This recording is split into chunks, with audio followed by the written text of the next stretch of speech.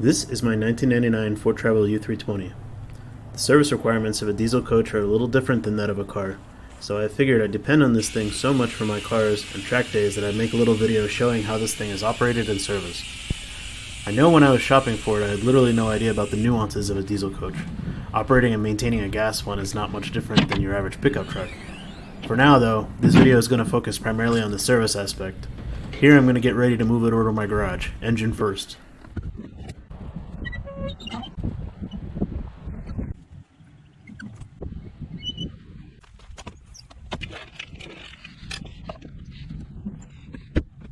Before you can move the coach, you need to wait for it to air up. If you ever see someone in an RV park idling their diesel motorhome for a while before they move, this is why. You just can't move it. Our coach sits on the tires, so they can't spin until it has air, but even if it didn't, the parking brakes lock up below a certain pressure level. I think it's about 60 psi or so.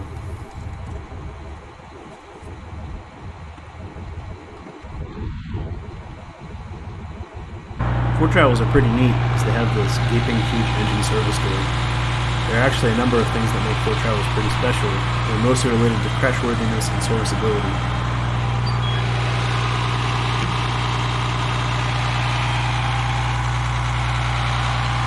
At this point we need to raise the coach for easier access. You can see I brought it up to high idle using the cruise control buttons. I'm holding the raise button, which raises all four corners. I found that when the airbags have more than 90 psi in them, the coach is generally high enough for the safety stands to fit in.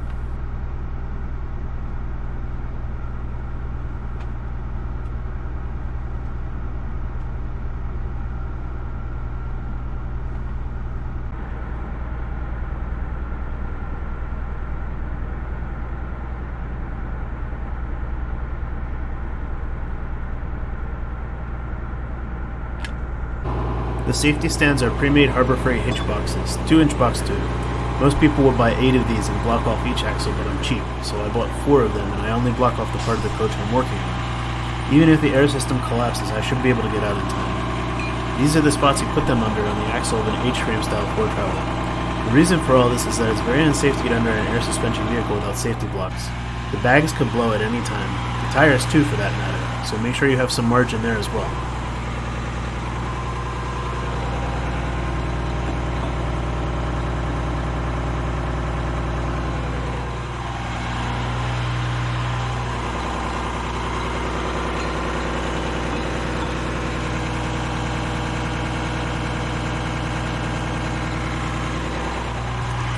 At this point, I drop the coach back down onto the stands.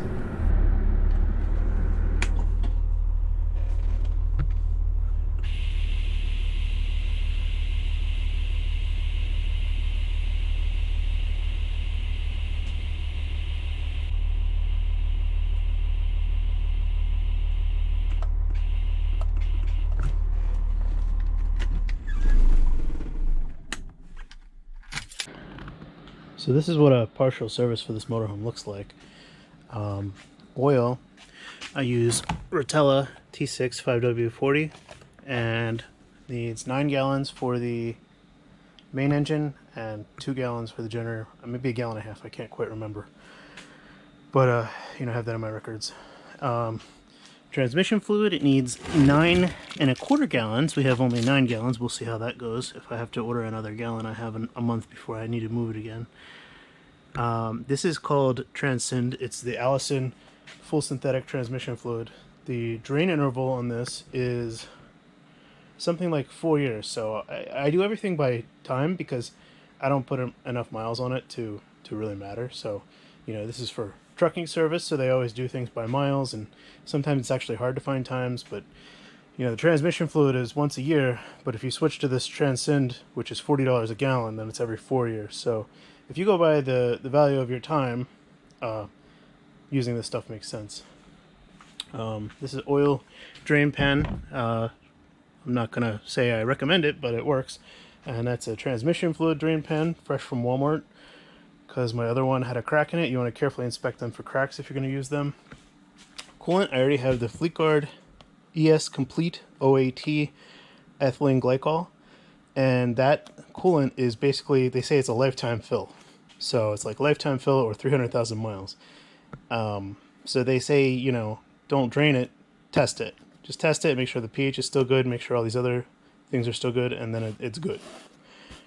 Here is the filter kit for the transmission. I have the Allison HD 4060 transmission because this is a U320 with the Cummins 11 liter ISM, which means this has the 6-inch extended life filters, and then this is the gasket kit for it. I thought I was buying an Allison OEM filter kit, which this is not, so I may change these filters out, just the filters, in only like a couple years.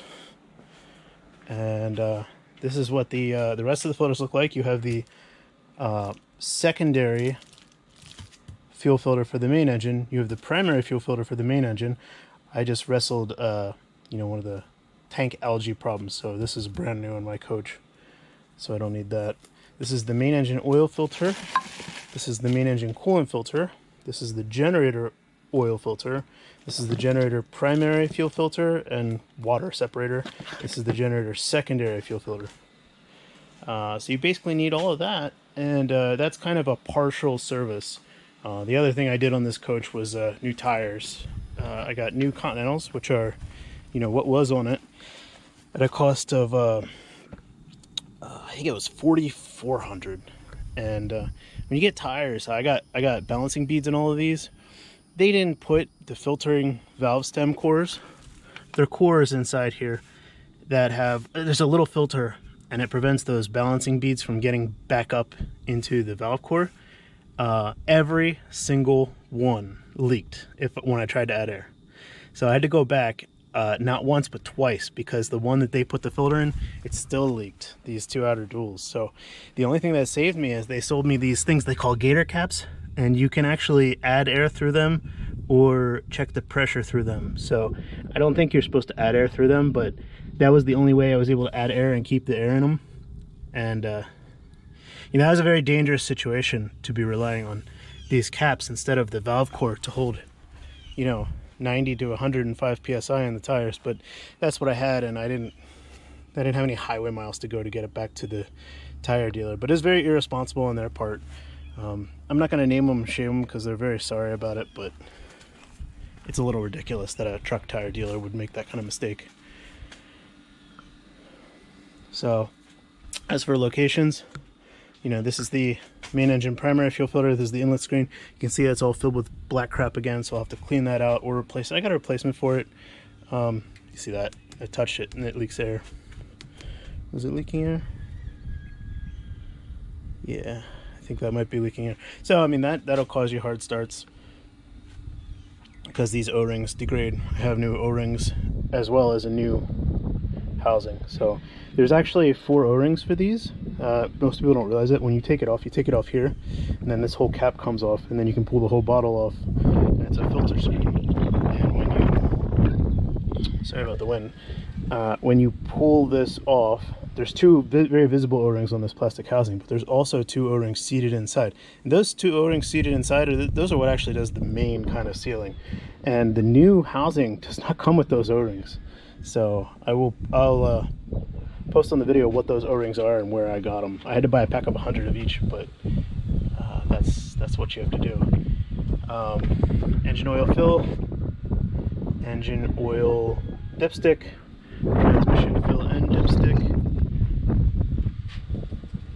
I believe. It's been a while actually since I had to service this. This is the hydraulic fluid, which is for the fan, and the engine fans, as well as the power steering. This is new as of, I did this 2 years ago, and I do this about every 4 years or so. Again, we're talking about 1,000, 2,000 miles a year. So, if you look, the oil is golden. The hydraulic oil, it doesn't experience combustion gases or contaminants, so it lasts a really long time, even though it's not even synthetic. Here is the air filter housing, and coolant. We'll probably disconnect this and get a reading, or it might be more accurate if I get in here, but I'll have to wait until it fully cools down. Right now it's warm, and then we'll get under and we'll get started. Okay, so we're back underneath, and this is the transmission, and the filters are in these 2 housings and I let it cool down a little so it may not drain as fast. And then the drain plug is an actual 3/8 square drive. I think it's 3/8. Let's see. It's right up here. There's a whole bunch of other bolts under there. None of those are it. It's a square drive. I got a 1/2 inch ratchet with a 3/8 adapter. We'll see if I can pull it off. I'm trying to, you know, not just yank on it, because these are pretty fragile actually. Make sure it's in there. There it goes.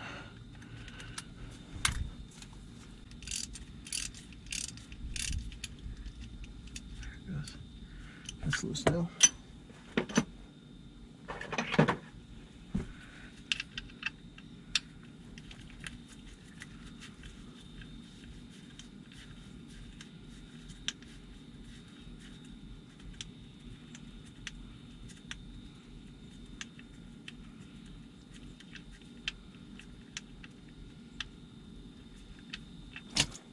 There we go.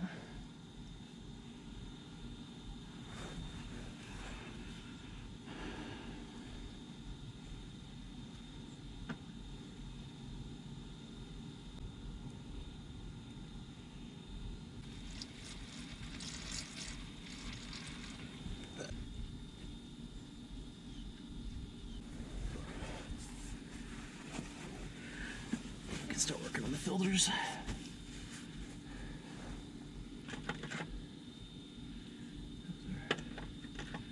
13s, they look like it. 14,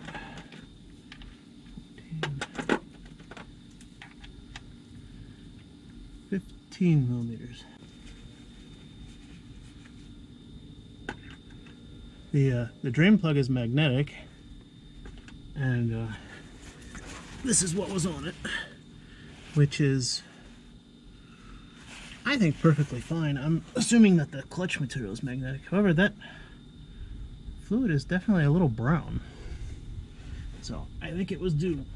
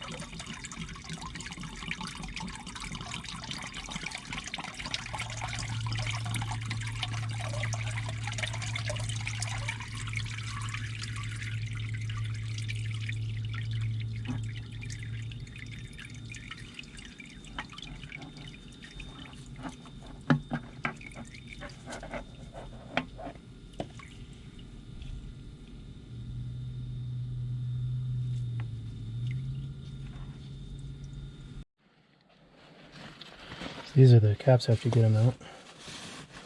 Just clean all the old fluid off of them. You don't need to. And then I gotta clean the old gaskets off.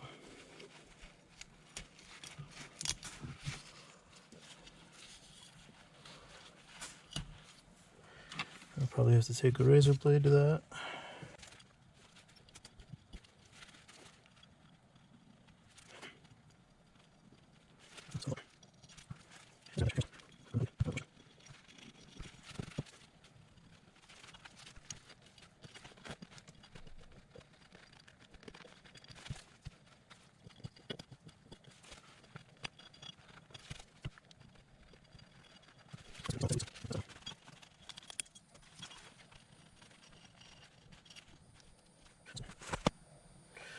That's good.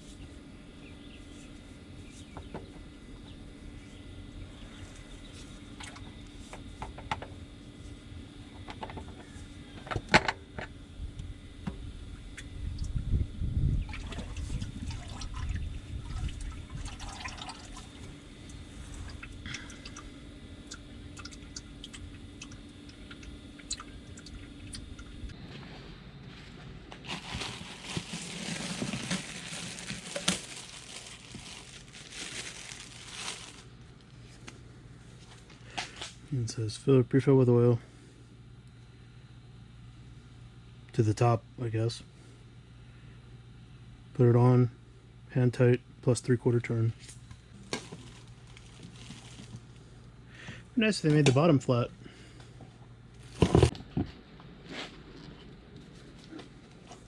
When you fill these filters, you'll see everybody filling from the center. But you actually want to do it from the sides so that it filters the new oil. You may not be able to get it all, but you should be able to get some of it filtered.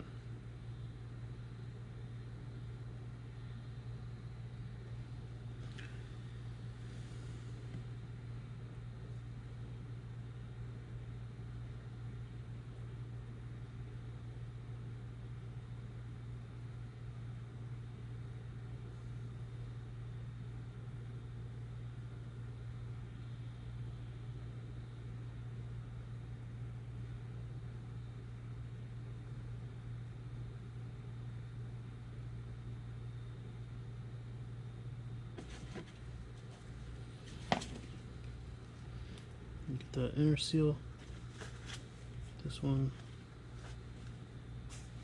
Get them all pre-lubed. So there's no binding.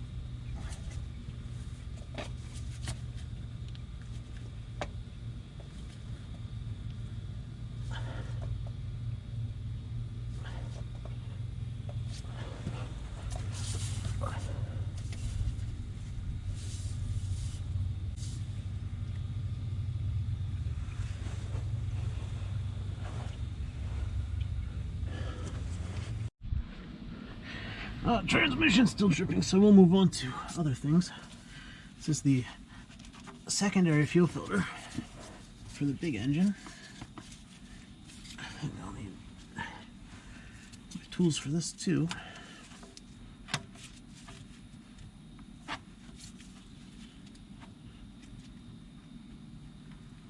Surprisingly tight.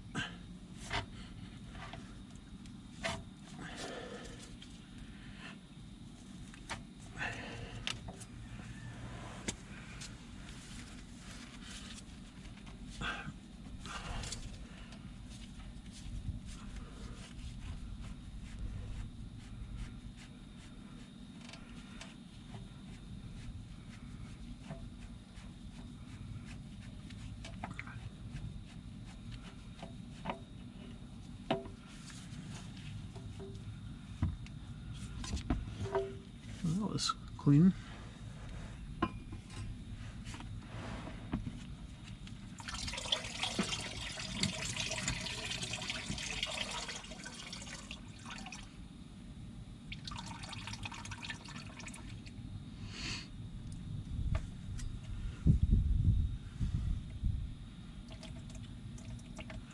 And there's a little O-ring up in there that gets replaced as well.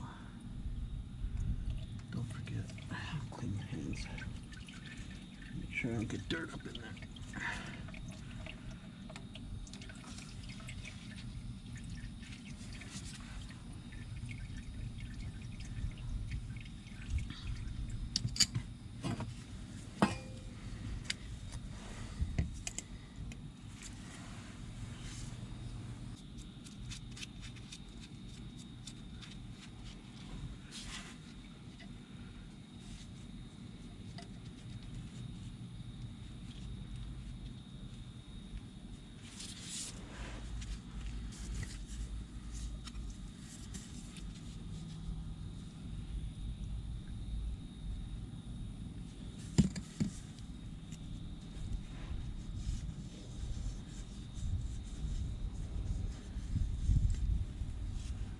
You want to make sure to lube it with the fuel. I always lube it with whatever it's sealing. So fuel for fuel, coolant for coolant, oil for oil.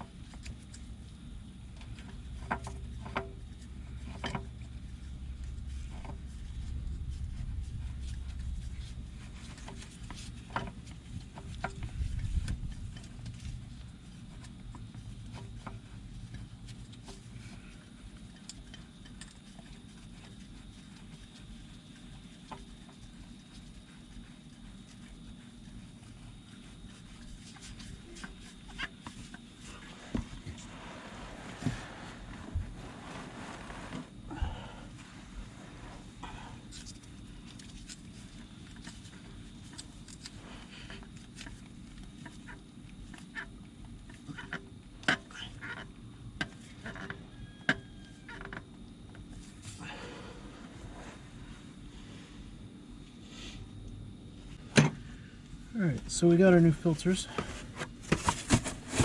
attached to the housings and ready to go. So, first thing we'll do is thread through a couple bolts so they stay in place, so the gasket stays in place, that is. Oh, that tub is very, very full. Very full. So these cutouts go here.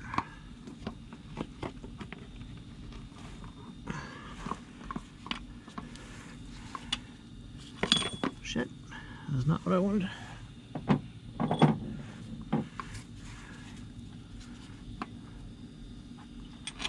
So I think like that.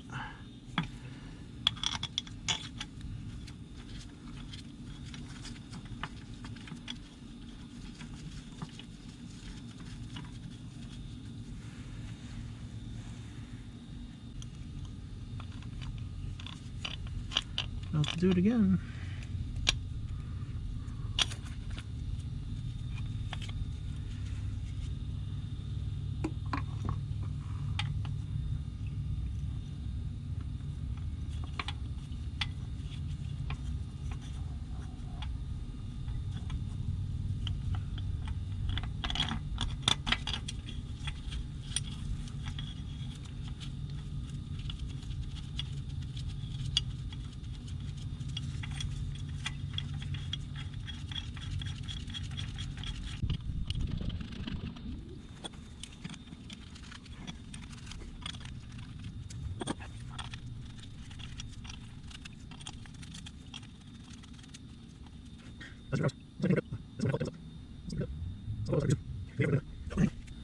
So this is dripping for hours. I guess I'm going to continue to let it drip.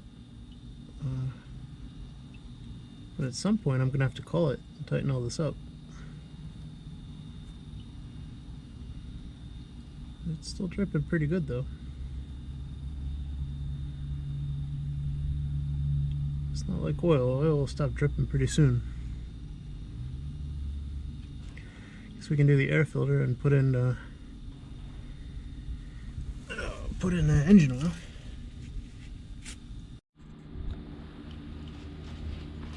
Do the air filter.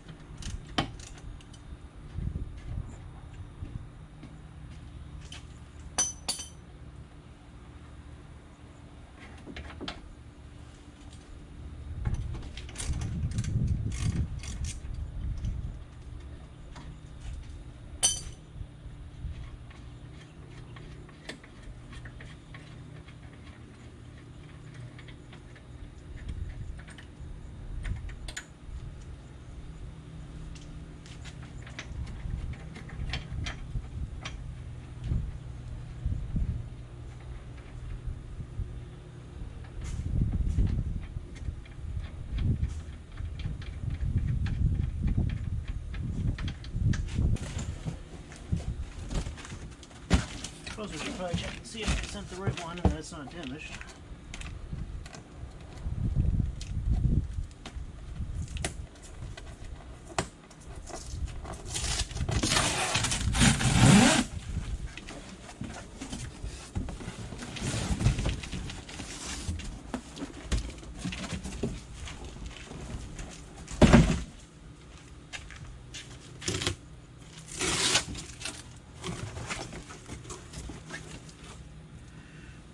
Right.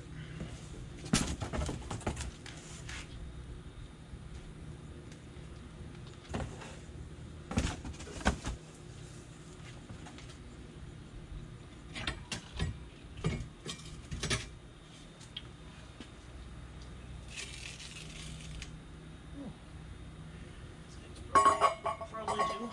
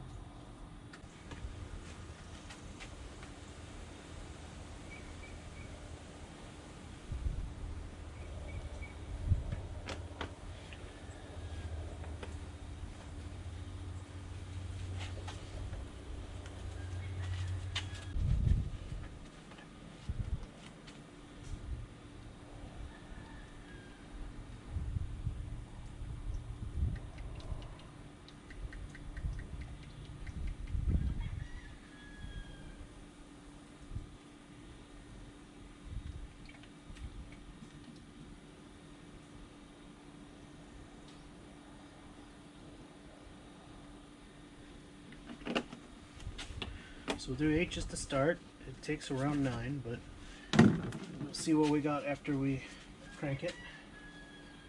We have to do the transmission fluid first before we do that. So. For now we'll just cap this off.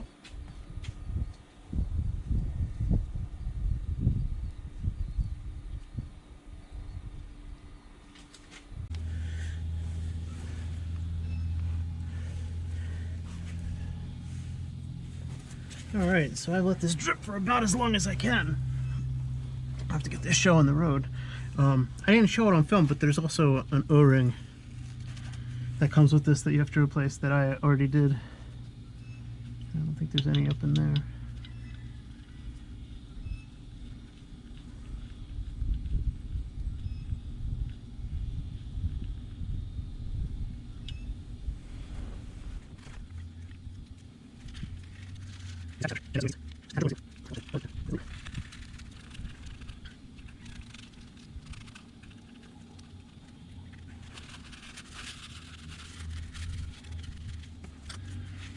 And these caps you just kind of push gently up so the O-ring seats.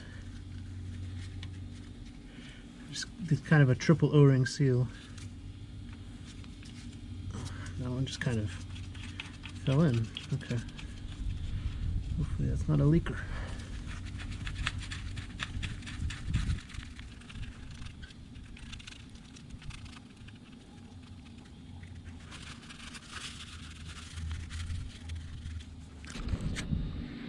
So the drain plug is torqued to 25 Newton meters.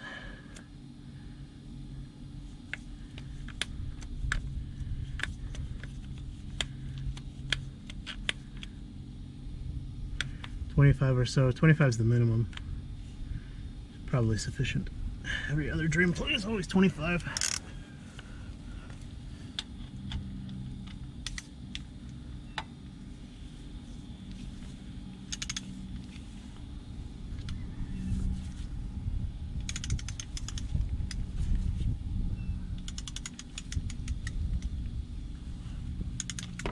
Oop, don't want to do that.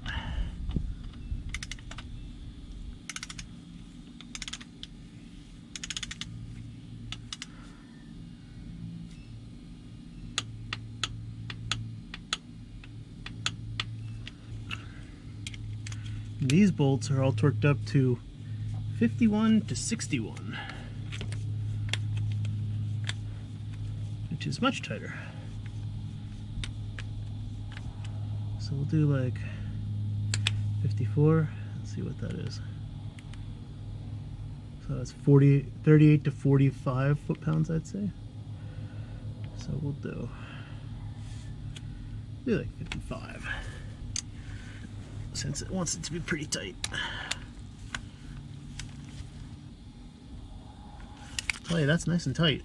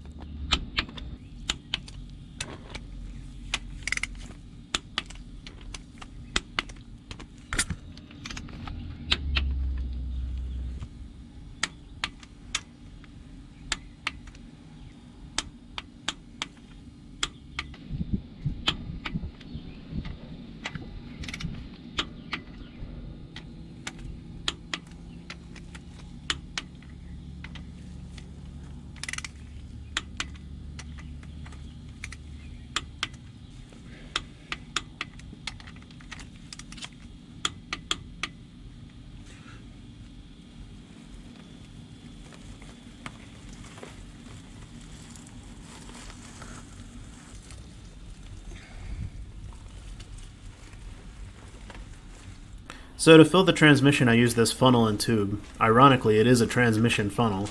I first tried the 5-gallon, but that wasn't happening.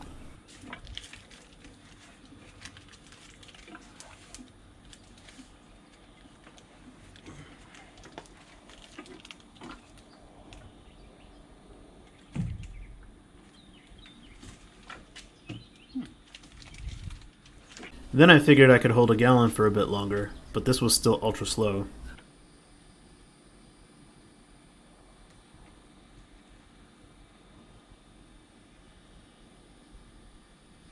This might be slow.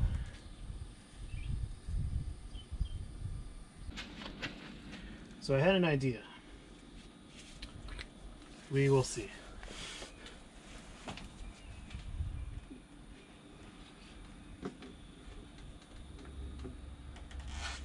Well, we will see.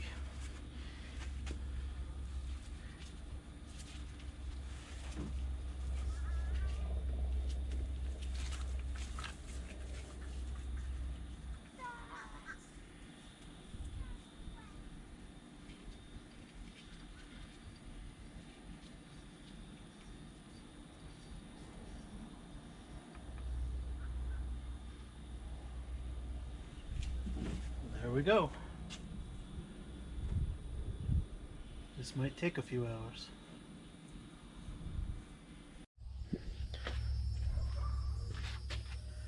So the siphon idea didn't work too well. It was I left it out for hours and it only got through maybe a gallon in hours. So I rigged up a new siphon setup, which I think is going to be a lot better. I think I actually used this tube for transmission fluid before, so we will give it a try.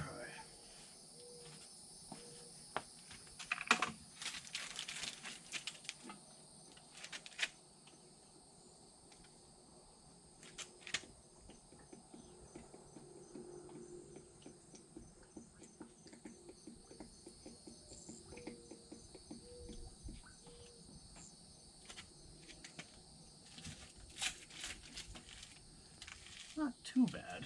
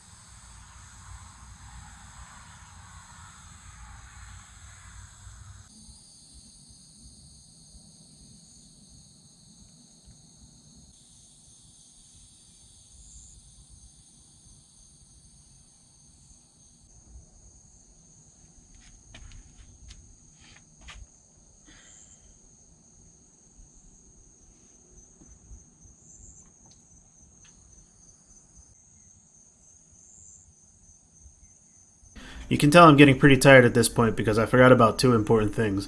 One, I didn't prime the fuel system, and the other, I forgot that you can't check the transmission fluid level when the transmission warms up for like 10 to 15 minutes, but oh well.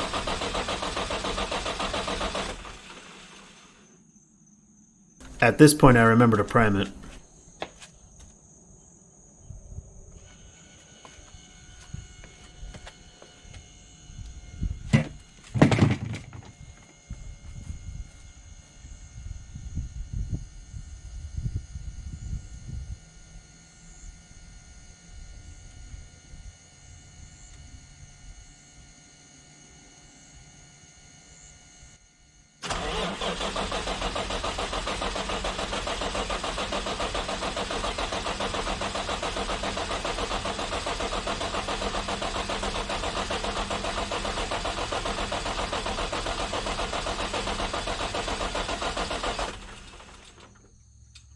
And now I've drained the start batteries, so it's generator time.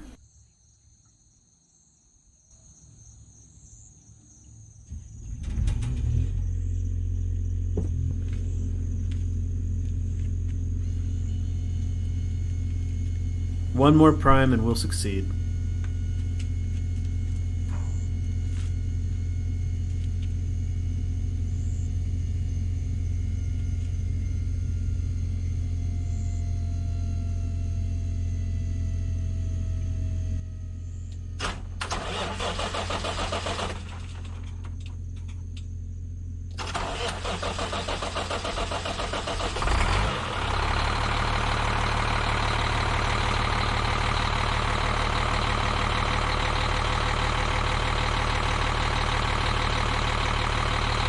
So at this point I'm trying to check the trans fluid level, but the computer tells me it's too cold.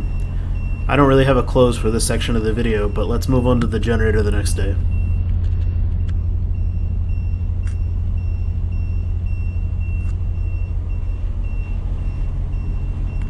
Alright, say hello to a generator service. First thing we gotta do is pull it out. Those are 14 millimeters. Lock the tray in place.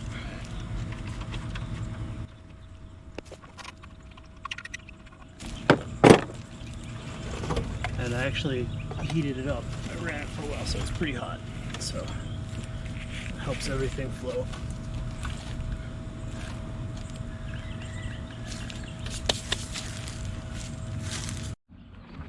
So if you look, the primary fuel filter for the generator on this coach is right here.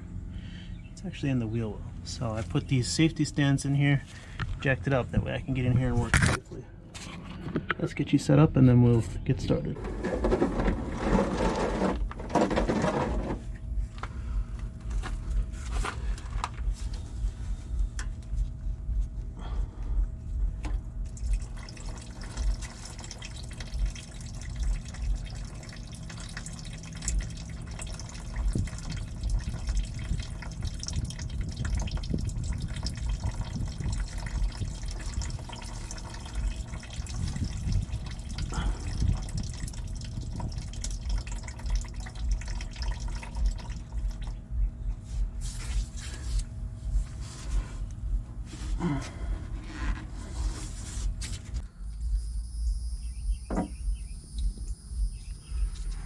Alright, so this appears to be siphoning fuel from the tank, so we'll probably have to work quickly here.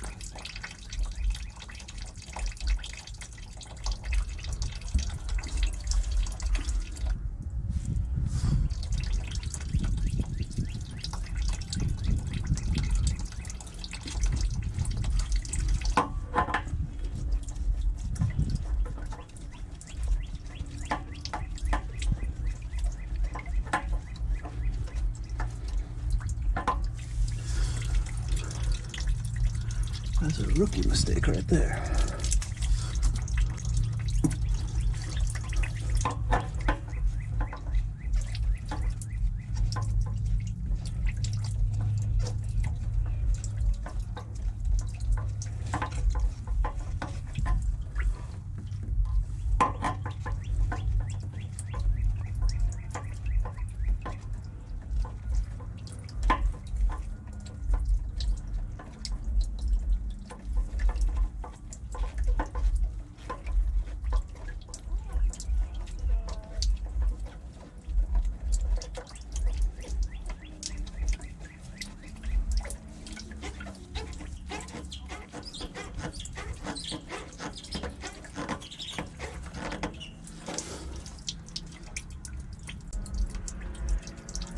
And this has a little O-ring that comes with it. You gotta change that out.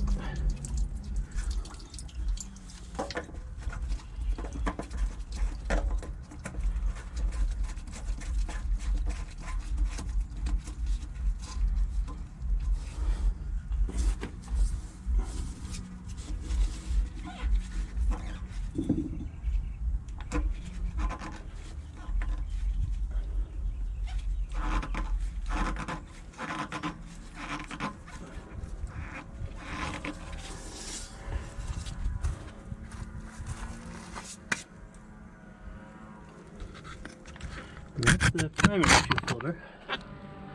I'll come back with you when I clean myself up. Alright, then we can get back here and get started on the main filters.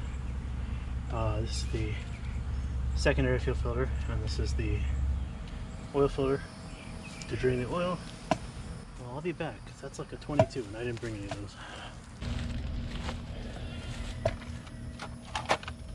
Alright, so I got my big set. Let's see what size this is. 24.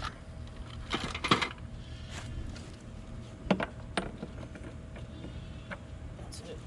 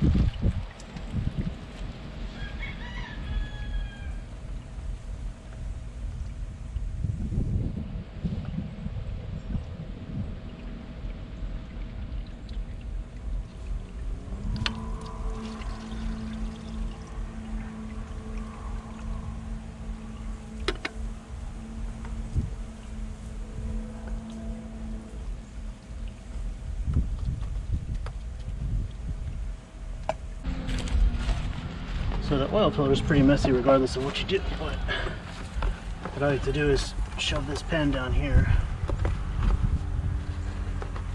try to catch some of it.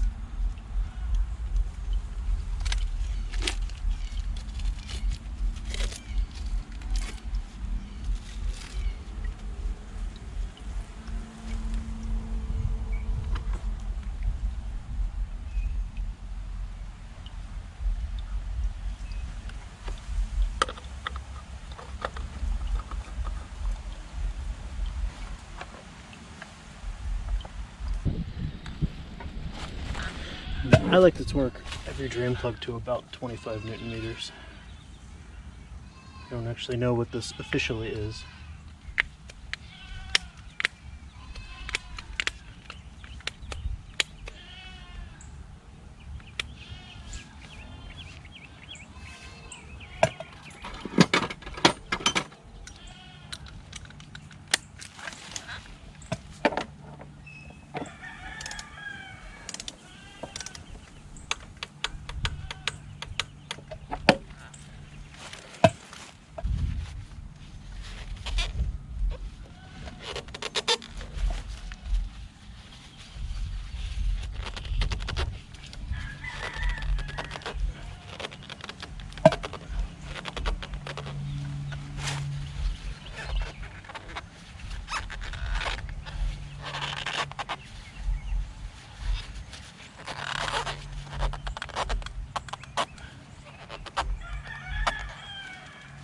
I laugh about these fleet car filters that always say pre-fill.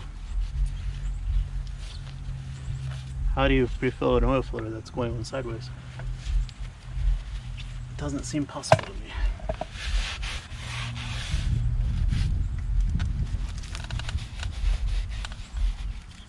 Oh, forgot one thing. Air filter.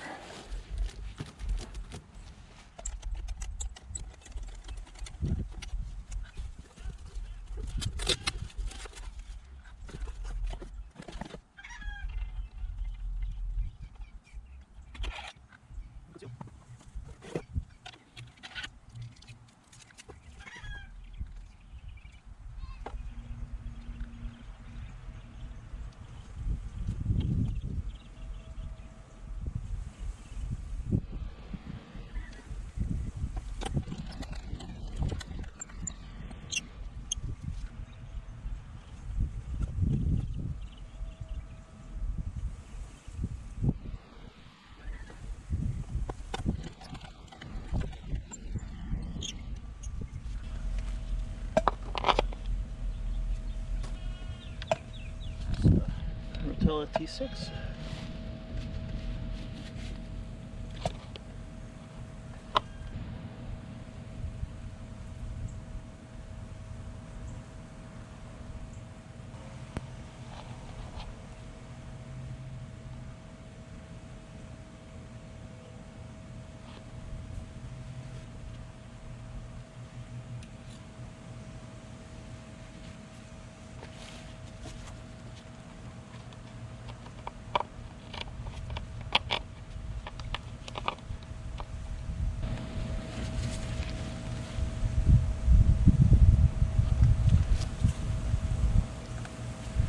Stop there.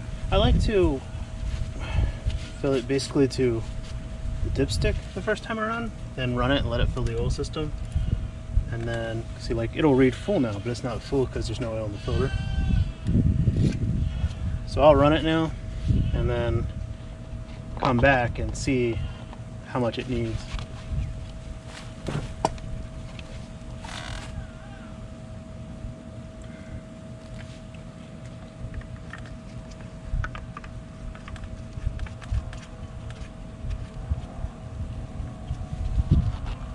See how tough this thing is to get started replacing both filters, both fuel filters. I've never done them both at the same time before.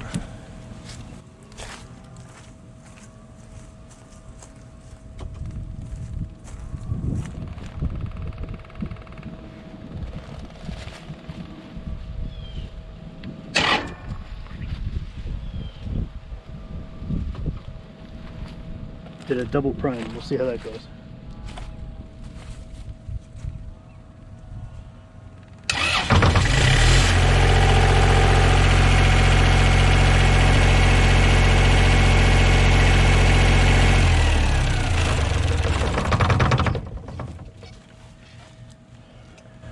Pretty sure you're actually not supposed to run it with it out on the tray like this for that reason, so I'll put it back in before I finish adding the oil.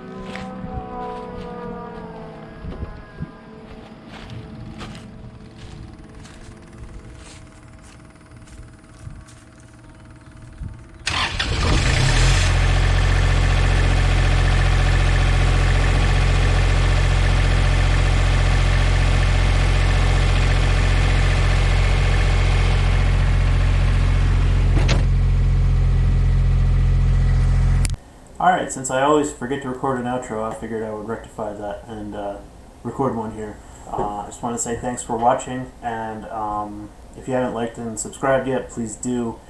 There probably won't be too much more motorhome content. I intend to focus mainly on cars, and specifically I want to build a race car. I was looking to build a NASA Spec 3 race car because I just don't want to destroy my M3 with a cage and stuff. But one of the things I might do is I might do a 4-point roll bar in the M3. I'm not sure yet. I have a lot of ideas kicking around, so we'll see where I go with it. And you know, if you're interested in this kind of stuff, again, please subscribe, and thanks for watching.